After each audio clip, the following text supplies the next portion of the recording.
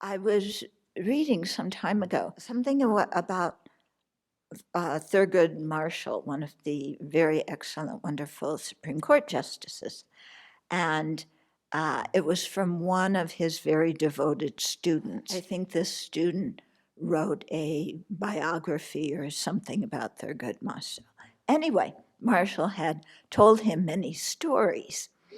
And I was very taken by this one particular story that I think has a lot of Dharma meaning.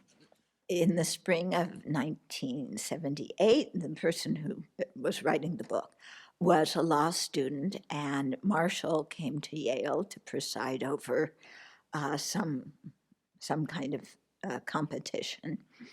And he was introduced to Marshall as this is Eunice Carter's grandson. And Eunice Carter, his grandmother, had been a prosecutor in New York, and a friend and a neighbor of the Marshalls. Okay, but Thurgood Marshall replied to this news with a skeptical look and said, "So what?" and stalked away.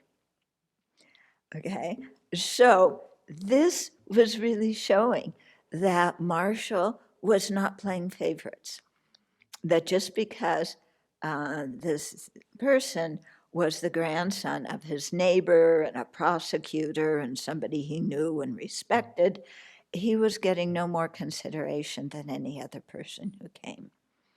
Okay, so that's telling you something about Marshall, and that's the kind of quality that is really necessary for a judge, especially a Supreme Court judge.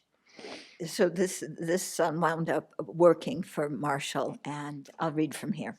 When after his retirement, the judge invited me to serve as interviewer for his official oral history, I called him and asked, why did you invite me? And Marshall said, because I like to live dangerously. So again, another thing that he was not into pleasing people's egos.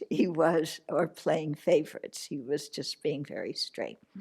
Then Marshall also told him a story, okay? So the hero of the story was an unnamed man who went to Las Vegas for a gambling weekend, okay? And it wouldn't be a good story, the judge said, unless he lost all his money. So this man who went to Vegas for a weekend lost all his money, okay? When you lose all your money, the story continued, two things happen. You're hungry and you need to go to the bathroom. So our hero, having lost all his money, went to the restroom, only to discover that you had to pay to use the stalls.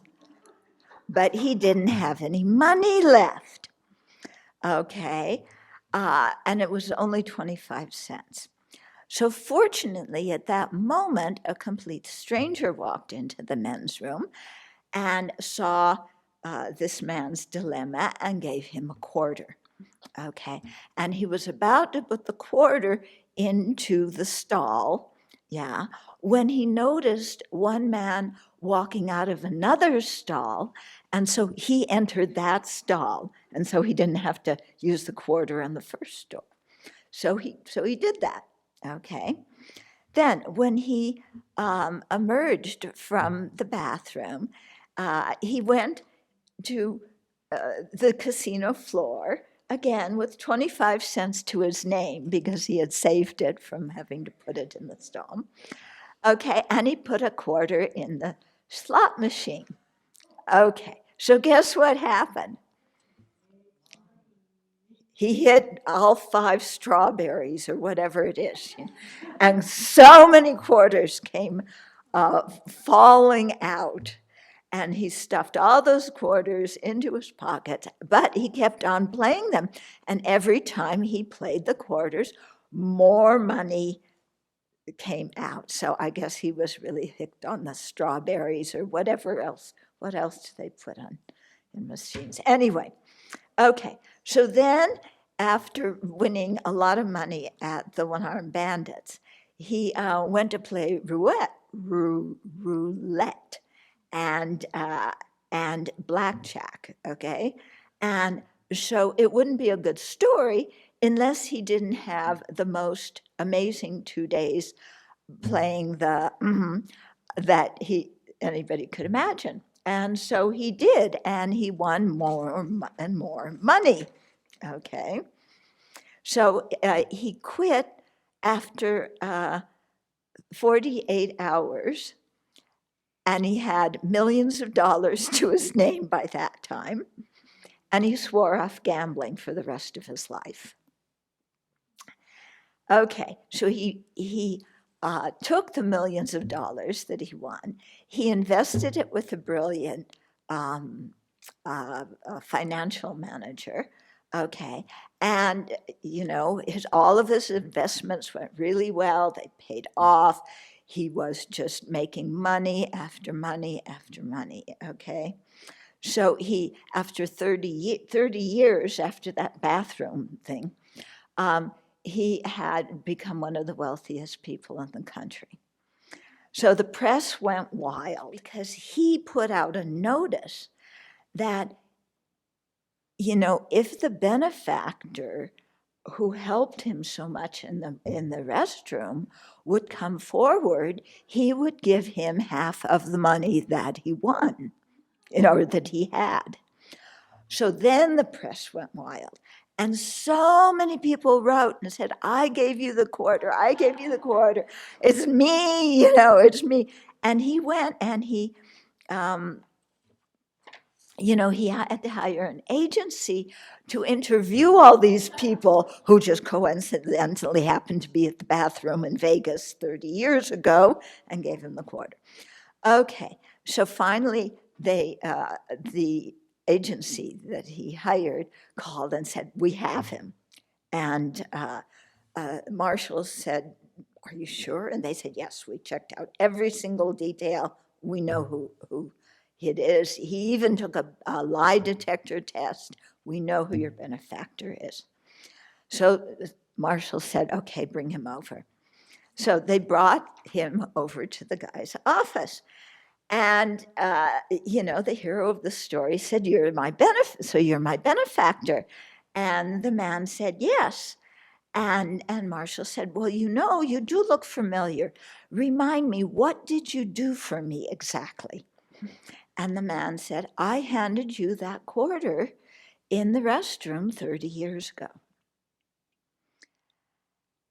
And the hero shook his head and said, no, you're not my benefactor. If I used that quarter the way you intended me to use it, I would be just as poor now as I was when I was in the bathroom and didn't have a quarter. The real benefactor that helped me was the person who left the other stall open. Because that way I used the restroom. I still had the quarter, and that quarter was the source of my wealth. What did Marshall say, after he told this story, okay? What Marshall explained is we never really know the names of all the people who fought to open the doors that we then walked through. Yeah, because we have a lot of possibilities in our life. People we don't even know open those doors. And we'll never know the names of those people,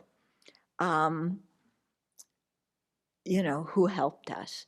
But our job is to open the doors for other people who may never know our name.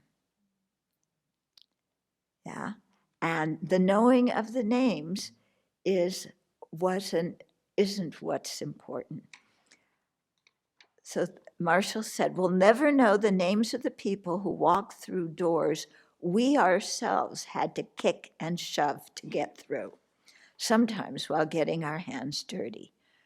Our job is to keep working to open those doors anyway, not for thanks or glory, but for the sake of doing what is right. And in the complexity and strife of America's remarkable 20th century, no one did that more to open the door for others than Thurgood Marshall, said the young man who was interviewing him for his biography. So that story, for me, has a lot of meaning, you know. First of all, just meeting the Dharma and knowing that the Dharma was kept alive for 2,500 years by people. I know some of the names. The Tibetans are very good about recording names. Not everybody in India. There's a few hundred years gaps, but that doesn't matter. But in the Tibetans, for the Tibetan names, you know, every single one. But those weren't the only people who kept the lineage alive.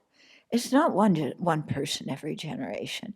It's everybody who does the practice. Yeah. And those people kept the lineage of the teachings alive so that we could come along right now and encounter the Dharma teachings. In terms of taking the ordination, especially as women who want full ordination, in many traditions where it doesn't exist, Theravada tradition, until recently it didn't exist. In the Tibetan tradition, it still isn't recognized, although some of us have taken it in the Dharmaguptaka Vinaya tradition. But for us who have gone to the Dharmaguptaka to take it, and that's where the Theravada resurgence of bhikshunis came from, also from the Dharmaguptaka Vinaya in China, or in Taiwan, I should say. You know, you think back, how many millions of people kept that lineage and gave that ordination. And again, it's not just the lineage of the preceptors, because you can't give the ordination unless you have 10 bhikshuni preceptors and 10 bhikshu preceptors. So when you multiply that through all the generations of people, you know, who kept the ordination going, who did all the Vinaya practices to keep the Sangha going. I mean, it's how many millions of people, and we never knew them. Yeah. We may know the names of the preceptors, but it's not just the preceptors, it's all the people sitting in doing the ordination, doing posada and varsa and pravarana, okay? And so we reap the benefit of everything those people did, passing on the lineage of teachings, passing on the lineage of the ordination, and we don't know the names of most of those people, just a few of them in the lineage prayers, okay? But our job is to keep all of this alive for future generations, okay? And nobody's gonna know our name.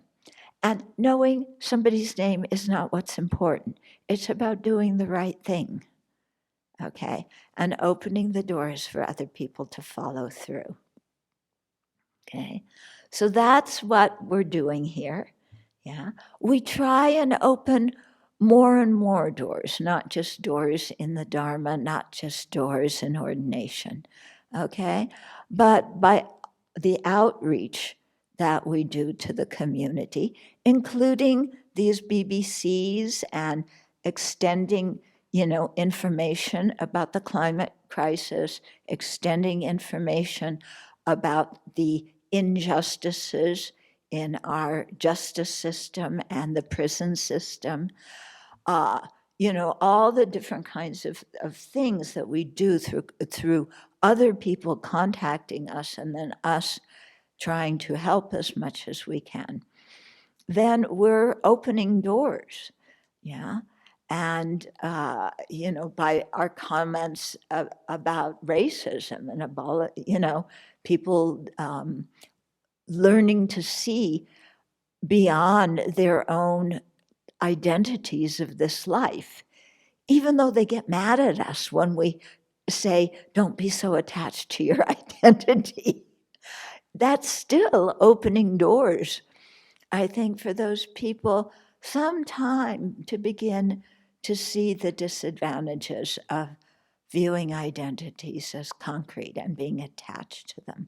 So in all these different kinds of ways, we try and be of benefit and to serve.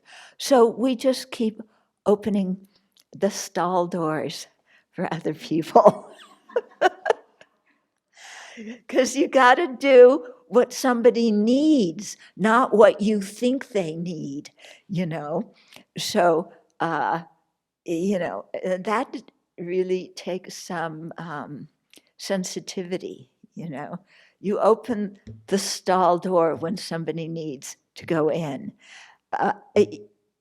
If you open it when there's nobody else in there, well, maybe the next guy who comes in will open it, but maybe it'll close too. Yeah. But to really check out what is it people really need and do what we can to be of service to them.